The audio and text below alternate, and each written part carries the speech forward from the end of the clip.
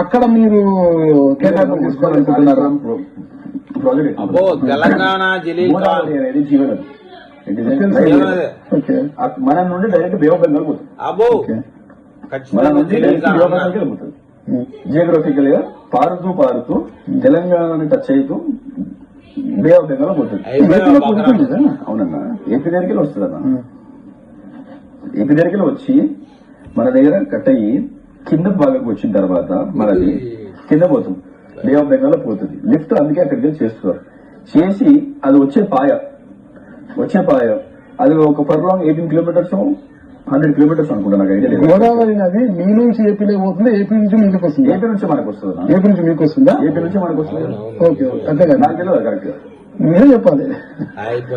AP నుండి మన దగ్గరికి వస్తుంది. గోదావరి నది అనేది మహారాష్ట్ర నుంచి తెలంగాణలోకి వస్తుంది, తెలంగాణలో నుంచి ఏపీలోకి వస్తుంది, తెలంగాణ నుండి ఏపీలోకి వస్తుంది.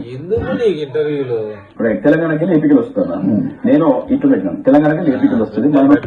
యాడ్ నుంచి పట్టుకొస్తావు నాగరాజు గారు ఎన్ని? అబ్బా నువ్వు సన్నా మగోడు కాదు స్వామి. మొత్తానికి జర్నలిస్ట్ నాగరాజు గారి చేతిలో తెలంగాణలో మరొక జలీల్ ఖాన్ కనబడ్డా అండి. మొత్తానికి ఈ నాగరాజు గారి బండ్ల గణేశన్ సైతం బక్రాన్ చేసిన ఇలాంటి వాళ్ళు ఒక లెక్క అండి.